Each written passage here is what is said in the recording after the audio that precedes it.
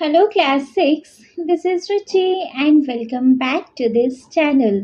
बच्चे आज इस वीडियो में हम देखेंगे अपना इंग्लिश बुक का चैप्टर नंबर 2 जो कि है the raven and the fox. The raven and the fox. देखो ये जो रेवन है ये एक बच्चे हमारे यहाँ पे क्रो का नाम है, ठीक है।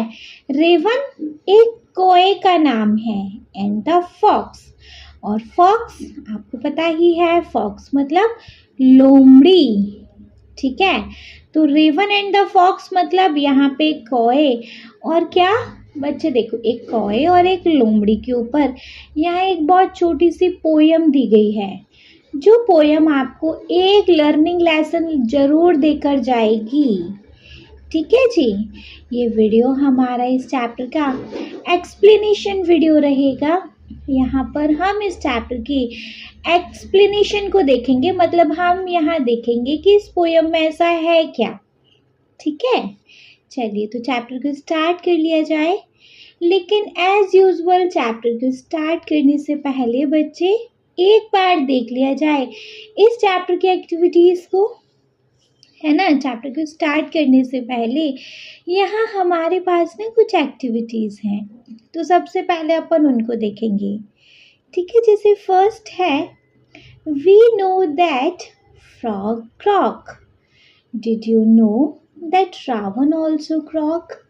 देखो जो रेवन होता है ना, ये कौआ तो होता है, मतलब कौए की स्पीसीज तो होती है, लेकिन ना ये कोए से थोड़ा सा अलग होता है, एकदम से डार्क ब्राउन कलर का होता है ये, ठीक है। कौआ भी ब्राउन कह रही मैं, सॉरी, ब्लैक। कौआ भी ब्लैक कलर का होता है, जो क्रो होता है वो भी ब्लैक कलर का होता है, लेकिन ये जो रेवन है ये कोए से थोड़ा और ज़्यादा डार्कर होता है। इसमें इतना थोड़ा सा, मतलब इसमें थोड़ा सा इतना डिफरेंस है बस, ठीक है। चलिए तो यहाँ पे फर्स्ट एक्टिविटी है we know that frog croak. Did you know that ravens also croak. तो यहाँ पे बोला गया है, हम जानते हैं कि फ्रॉग जो है, जो मेंढक है, वो क्रॉक करते हैं, ठीक है। क्या आपको पता है कि जो रेवन्स होते हैं वो भी क्रॉक करते हैं। क्या आपको पता है? पता है तो आप बता दीजिएगा, नहीं पता है तो नो लिखिएगा, ठीक है। चलो यहाँ आंसर देंगे। क्रॉक करना मतलब एक तरीके से क्रॉकिंग साउंड करना। अच्छा, क्रॉक क्यों करते हैं? सामने वाले से कम्युनिकेट करने के लिए। सामने वाला कौन? इंसान? नहीं, अपना बर्ड्स कम्युनिकेट करते हैं, उनका अपना लैंग्वेज है क्रॉक करने का, ये रेवंस का, कोए का, किसी का भी, है ना। चलिए तो यहाँ पर हम आंसर लिखेंगे frog croak to talk to each other, especially in the rainy season. Ravens also make a croaking sound to communicate, है ना। जैसे फ्रॉग क्रॉक करते हैं एक दूसरे से बात करने के लिए, especially in rainy season, same as ravens भी क्रॉकिंग साउंड निकालते हैं कम्युनिकेट करने के लिए। They use different sounds to share message with other ravens, है ना। Ravens are very smart bird and can make many different noises to communicate। जो ravens होते हैं बच्चे ना, बड़े स्मार्ट बर्ड्स होते हैं, और ये बहुत तरह तरह की आवाज़ निकाल सकते हैं कम्युनिकेट करने के लिए अदर रेवंस के साथ, ठीक है। So frog croak to talk to each other, especially in the rainy seasons. Ravens also make a croaking sound to communicate.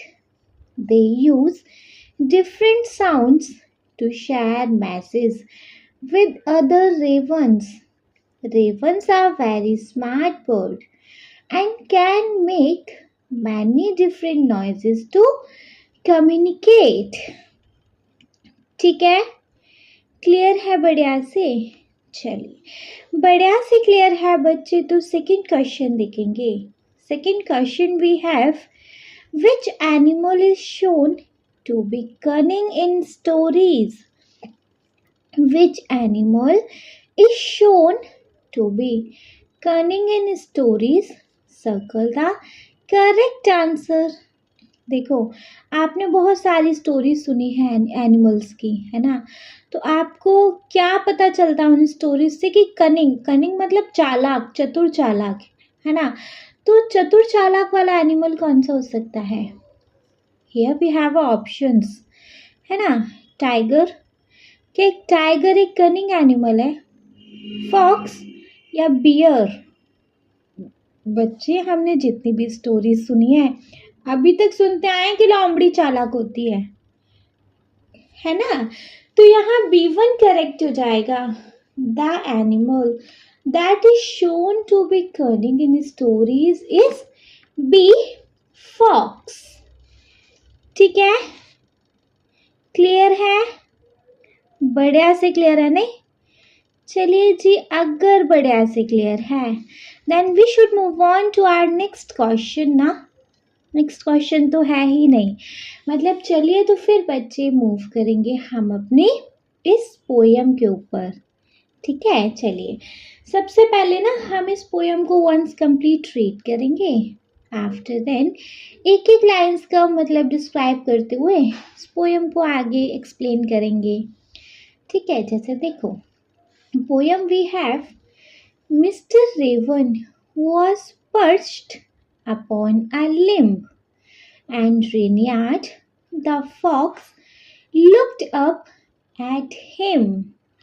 For the ravens held in his great big beak a morsel the fox would go far to seek. Said the fox in admiring tone, "My world, Sir Raven, you are a handsome bird. Such feathers, if you would only sing, the birds of these woods would call you king." Next time, the raven, who did not see the joke, forgot that his voice was just a croak. He opened his beak, inishfully bright, and down fell the morsel the fox had eyed. Next है, ha ha, laughed the fox, and now you know, ignore sweet words that make you glow. Next है, pride, my friend, is rather unwise.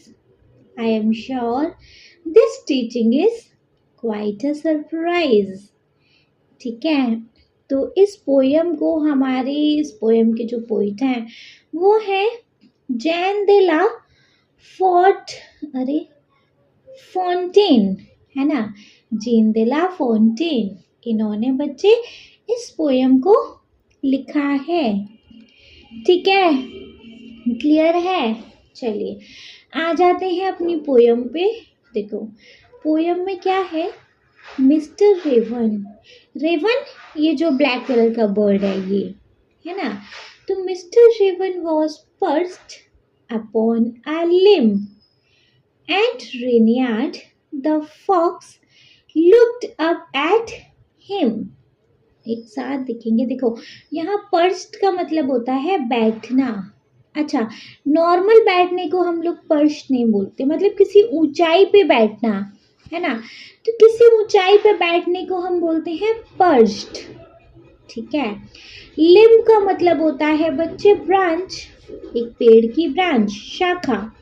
ठीक है, रेनियार्ड the fox, यहाँ ये जो fox है, fox का name यहाँ दिया गया है बच्चे रेनियार्ड. इस फॉक्स का नेम क्या दिया गया है? Reynard. Looked up at him. तो देखो, mister Raven was perched upon a limb and the Reynard the fox looked up at him. जो मिस्टर रेवन है वो एक ब्रांच के ऊपर बैठे हुए हैं, एक पेड़ की ब्रांच के ऊपर बैठा हुआ है ना। और जो रेनियार्ड है, जो फॉक्स है, वो उसको देख रही थी, है ना। जो रेवन है वो एक लिम्ब के ऊपर बैठा है, एक ट्री की ब्रांच के ऊपर बैठा था, और फॉक्स उसकी नज़र उसी पे थी, उस रेवन पे। क्यों थी भाई उस पे नज़र? क्या उसको खाना चाह रही थी क्या वो? देखते हैं क्यों थी भाई उसकी नज़र, वो उसको क्यों देख रही थी, उस रेवन को। For the raven held in his great big beak a morsel the fox would go far to seek। देखो, हेल्थ मतलब होता है बच्चे पकड़ा, है ना, किसी चीज को पकड़ा हुआ। In great big beak, beak मतलब होता है चोंच, तो अच्छी बड़ी चोंच में, है ना। मॉर्सल, मॉर्सल का मतलब होता है बच्चे a piece of food. A piece of food बोले तो इन हिंदी अगर हम बात करें तो किसी चीज़ का टुकड़ा या निवाला, किसी खाने का कोई निवाला, है ना, जैसे कोई रोटी का टुकड़ा हो गया या किसी भी फूड का टुकड़ा, एक पीस ऑफ फूड, ठीक है। सीख मतलब होता है बच्चे पाना, सीख मतलब यहाँ पे होगा पाना, ठीक है। तो वो उसको क्यों देख रही थी रेवन को, Reynard? For the ravens held in his great big beak a morsel the fox would go far to seek। जो रेवन थी वो उसको इसलिए देख रही थी क्योंकि जो रेनियार्ड थी वो रेवन को इस करके देख रही थी क्योंकि उसकी बड़ी चोंच में एक क्या लगा हुआ था, एक फूड का निवाला लगा हुआ था, एक फूड का पीस लगा हुआ था, मतलब एक रोटी का टुकड़ा आप समझ लो यहाँ। तो उसके ना चोंच में एक रोटी का टुकड़ा लगा था रेवन की में, और लोमड़ी उसको देख रही थी, इसलिए देख रही थी क्योंकि वो उसको पाना चाहती थी। तो अब वो उस रोटी के टुकड़े को पाने के लिए कुछ भी करेगी, तो फिर, है ना। तो जी हमने यहाँ इस स्टेंजा में क्या देखा, mister Raven was perched upon a limb, and Reynard the fox looked up at him. For the raven held in his great big beak a morsel the fox would go far to seek। जो mister Raven है वो एक branch के ऊपर बैठा था, और रेनियार्ड जो लोमड़ी है वो उसको देख रही थी। क्यों? क्योंकि रेवन ने अपनी बड़ी चोंच में एक फूड का पीस पकड़ा था, जिसको पाने के लिए जो लोमड़ी है वो कुछ भी करने को रेडी थी, मतलब वो कुछ भी कर देगी, वो उसको पाना चाहती थी उस टुकड़े को, ठीक है। चलो नेक्स्ट स्टेंजा देखेंगे देन। बच्चे next stanza we have said the fox in admiring tone, my word, Sir Raven, you are a handsome bird. Such feathers, if you would only sing, the birds of this would call you king। क्या मतलब है इसका? देखो, admiring tone का मतलब होता है बच्चे प्रशंसा भरे शब्दों में, है ना, प्रशंसा करते हो, मतलब उसका जो टोन है फॉक्स का वो कैसा है, एडमायरिंग टोन है। उसका जो बात करने का तरीका है ना वो तारीफ करने वाला तरीका है इस टाइम, है ना। तो उसका जो टोन है वो तारीफ वाला है, मतलब उसके जो शब्द निकल रहे हैं वो तारीफ में निकल रहे हैं। हैंडसम बर्ड मतलब गुड लुकिंग बर्ड, यहाँ उस बर्ड को वो हैंडसम कह रही है, मतलब सुंदर कह रही है, स्मार्ट कह रही है। सच फैदर्स, फैदर्स मतलब होता है बच्चे पंख, ठीक है। और यहाँ क्या है, birds of this would, would का मतलब होता है बच्चे एक छोटा जंगल, है ना। जंगल का अगर कोई छोटा रूप है तो हम उसको बोलेंगे वुड, ठीक है। तो इस स्टेंजा में क्या है, said the fox in admiring tone, my word, Sir Raven, you are a handsome bird, such feathers, if you would only sing, the birds of these would call you king। तो अब वो उसको देख रही थी, उसके मुंह में जो फूड का पीस था तो उसको लेना चाह रही थी। तो फॉक्स ने उस रेवन को क्या बोला तारीफ करते हुए? माय वर्ड, मेरे शब्द हैं सर ये। क्या शब्द है, वो क्या कह रही है? Sir Raven, you are a handsome bird. Sir Raven, आप ना बहुत सुंदर पक्षी हो। सच फैदर्स, क्या पंख हैं आपके। मतलब तारीफ करते हुए कह रही है, वाह क्या पंख हैं। If you would only sing, तुम सिर्फ अगर गा दोगे तो the birds of this would call you king. तो इस जंगल के जितने भी बर्ड्स हैं ना, वो तुमको राजा मान लेंगे, राजा बोलना शुरू कर देंगे। एक तो तुम सुंदरी हो और तुम्हारे सिर्फ गा देने से इस जंगल के सारे पक्षी ना तुमको राजा बना देंगे, है ना, राजा बोलना शुरू कर देंगे। ठीक है, तो हमने इस स्टेंजा में क्या देखा जी? Said the fox in admiring tone, my word, Sir Raven, you are a handsome bird. Such feathers, if you would only sing, the birds of these woods would call you king. है ना? तो जो fox है, वो जो रेनयार्ड है, वो उस रेवन की तारीफ करते हुए बोल रही है, सर आप ना बहुत सुंदर पक्षी हो, आपके पंख तो क्या ही कहें, मतलब वाह क्या पंख हैं टाइप। आप अगर सिर्फ गा भी दोगे ना तो इस जंगल के सारे पक्षी आपको राजा बोलना स्टार्ट कर देंगे। ठीक, इतना क्लियर? चलिए नेक्स्ट स्टेंजा पे आ जाएंगे। Now the next stanza we have the raven who did not see the joke, forgot that his voice was just a croak. He opened his beak in his foolish pride, and down fell the morsel the fox had eyed. देखिए, did not see the joke मतलब उसको joke नहीं समझ आता था, है ना। Forgot मतलब भूलना, क्रॉक मतलब क्रॉक क्रॉक की आवाज़, बड़ी इरिटेटिंग साउंड होती है ना कोई की आवाज़, वही सेम उसकी आवाज़ बड़ा इरिटेट है, वो ये चीज़ भूल गया था। ही ओपनड हिज बीक, बीक मतलब चोंच, फुलिश प्राइड बेवकूफ़ी वाले घमंड में, डाउन फैल मतलब गिर गया, फॉक्स हैड आइड, आइड मतलब नज़र थी उस पर जिसकी। ठीक है, तो इस स्टेंजा में क्या है?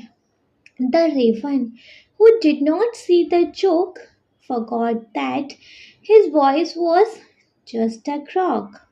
He opened his beak in his foolish pride, and down fell the morsel the fox had eyed. तो जो रेवन था उसको ना जोक नहीं समझ आता था, मतलब उसको लगा ये सीरियसली कह रही है। वो तो फूड पाने के लिए कर रही थी ना, उस मॉर्सल को लेने के लिए कर रही थी, और रेवन को लगा ये उसकी सच में तारीफ कर रही है, क्योंकि उसको ना मजाक नहीं समझ आते। और वो एकदम इस चीज़ को भूल गया कि जो उसकी आवाज़ है वो एक क्रॉक की आवाज़ है, मतलब वो उसकी साउंड बड़ा इरिटेटिंग है, वो ये चीज़ तो भूल ही गया। गाएगा तो और इरिटेटिंग लगेगा ना। उसने अपना मुंह खोला गाने के लिए उस इरिटेटिंग वाले घमंड में, और हुआ क्या बच्चे, वो जो उसका पीस था, जो उस फूड का पीस था, वो क्या गिर गया, जिस पर उस लोमड़ी की नजर थी। ठीक है, इतना क्लियर है? चलिए इतना क्लियर है, तो नेक्स्ट देखेंगे। नेक्स्ट स्टेंजा वी हैव हा हा laughed the fox, and now you know, ignore sweet words that make you glow. Pride, my friend, is rather unwise. I am sure this teaching is quite a surprise. तो देखो, ignore मतलब ignore करना, मतलब ध्यान ना देना उन चीज़ों पे। स्वीट वर्ड मतलब मीठे शब्द, ग्लो चमकना, प्राइड घमंड, और तो इस स्टेंजा में ऐसा कुछ नहीं है जो टफ वर्ड्स हो। तो देखो, ha ha laughed the fox and now you know, अब उसका जो पीस गिर गया, उस क्रॉक का, उस रेवन का जो पीस था वो गिर गया। अब वो जो फॉक्स है वो हंस रही है, और अब तो जानते हो, और अब तो तुम्हें ये चीज़ पता चल गया होगा कि ignore sweet words that make you glow. हमें ऐसे मीठे शब्दों के जाल में नहीं फंसना चाहिए जो हमें 2 पल की खुशी देते हैं। Pride my friend is rather unwise. देखो, वाइज मतलब होता है क्योंकि बुद्धिमानी, तो अनवाइज मतलब बेवकूफ़ी। तो मतलब ऐसे मीठे शब्दों में आके घमंड करना बहुत बड़ी बेवकूफ़ी हो सकती है। I am sure this teaching is a quite a surprise. और अब मुझे यकीन है कि यह सबक आपके लिए एक सरप्राइज भरा सबक होगा। ठीक है, तो जब उसका पीस गिर गया तो फॉक्स है वो हंसती है और अब कहती है, अब तो तुमको समझ आ गया होगा ना कि ऐसे मीठे शब्दों के जाल में नहीं फंसना चाहिए जो तुमको ग्लो करवाते हैं, क्योंकि घमंड करना कभी कभी बेवकूफ़ी हो जाती है। और ये लेसन आपके लिए एक सरप्राइज भरा लेसन होगा। ठीक है, क्लियर है बच्चे? तो ये था हमारे इस पोयम का एक्सप्लेनेशन। आई होप बहुत अच्छे से क्लियर हो गया होगा। चलिए तो एक बार अपन देख लेते हैं बच्चे इस चैप्टर का क्विक रिकैप देख लेंगे, तो जो भी इस चैप्टर में डाउट आया होगा ना वो क्लियर हो जाएगा। ठीक है, चलिए तो बच्चे स्टार्ट करेंगे। देखिए बच्चे, हम इस चैप्टर का शॉर्ट समराइजेशन स्टार्ट करेंगे चैप्टर के नेम के साथ ही, जो कि है the raven and the fox. मतलब एक रेवन एक कौवा है, एक कौए की स्पीसीज है, और फॉक्स मतलब आप जिसको जानते हो बहुत अच्छे से, लोमड़ी, है ना। तो ये पोयम एक रेवन और एक फॉक्स के ऊपर है। ठीक है जी, चलिए सबसे पहले इसको वंस कंप्लीट रीड कर लें। देखो, mister Raven was perched upon a limb and the Reynard the fox looked up at him. For the raven held in his great big beak a morsel the fox would go far to seek. Next है, said the fox in admiring tone, my words, Sir Raven, you are a handsome bird, such feather. If you would only sing, the birds of this would call you king. Next we have the raven, who did not see the joke, forgot that his voice was just a croak. He opened his beak in his foolish pride, and down fell the morsel the fox had eyed. Next, ha ha, laughed the fox, and now you know, ignore sweet words that make you glow. Pride, my friend, is rather unwise. I am sure this teaching is quite a surprise. देखिए क्या मतलब है भैया इसका। अब देखेंगे starting से। First चेंजा, mister Raven was perched upon a limb and Reynard the fox looked up at him. For the raven held in his great big beak a morsel the fox would go far to seek. Next, said the fox in admiring, अरे sorry, first इंजा में हमने देखा कि जो mister Raven था वो एक पेड़ की ब्रांच पे बैठा हुआ था और रेनियार्ड एक लोमड़ी वो उसको देख रही थी। क्यों देख रही थी? क्योंकि रेवन ने अपनी बड़ी चोंच में एक फूड का पीस पकड़ा हुआ था जिसको वो जो फॉक्स थी वो उसको पाना चाहती थी, है ना। नेक्स्ट है, said the fox in admiring tone, my word, Sir Raven, you are a handsome bird, such feathers, if you would only sing, the birds of these woods would call you king. तो जो fox है वो उस raven को बड़ा तारीफ करते हुए कहती है, सर आप ना बहुत सुंदर पक्षी हो, आपके क्या पंख हैं, आप अगर सिर्फ गा भी दोगे ना तो इस जंगल के जितने भी पक्षी हैं ना वो सब आपको मतलब राजा बुलाना स्टार्ट कर देंगे, है ना। नेक्स्ट है, the raven who did not see the joke, forgot that his voice was just a croak. He opened his beak in his foolish pride, and down fell the morsel the fox had eyed. तो जो Raven था वो joke नहीं समझता था। अब वो बिल्कुल भूल गया कि उसकी वॉइस तो एक बड़ा इरिटेटिंग क्रॉकिंग वॉइस है ना। उसने अपना चोंच खोला, मतलब प्राउड भरे घमंड में, बेवकूफ़ी वाले घमंड में, और उसका फूड का पीस नीचे गिर गया जिस पे उस लोमड़ी की नज़र थी। Next stanza we have, ha ha, laughed the fox. And now you know, ignore sweet words that make you glow. Pride, my friend, is rather unwise. I'm sure this teaching is quite a surprise. तो अब वो जो fox है वो हंस के बोलती है, अब तो तुम्हें पता चल गया होगा ना कि मीठे शब्दों के जाल से बचो जो तुमको खुशी देते हैं। प्राउड करना मेरे दोस्त कभी कभी बेवकूफ़ी होती है, और अब मैं श्योर हूँ कि ये लेसन आपके लिए सरप्राइजिंग लेसन होगा। ठीक है, क्लियर है बच्चे? तो इसके साथ एक्सप्लेनेशन हो गया ख़त्म। नेक्स्ट वीडियो में देखेंगे बच्चे हम इस चैप्टर का क्या एक्सरसाइज। ओके, वीडियो अच्छा लगा हो तो बच्चे प्लीज़ आप इस वीडियो को एक लाइक कर दीजिएगा, चैनल को सब्सक्राइब तो ज़रूर ही करेंगे, और आपके जिन फ्रेंड्स के लिए वीडियो हेल्पफुल रहेगा उनको इस वीडियो को उठा के शेयर करेंगे आप। Okay, thank you so much.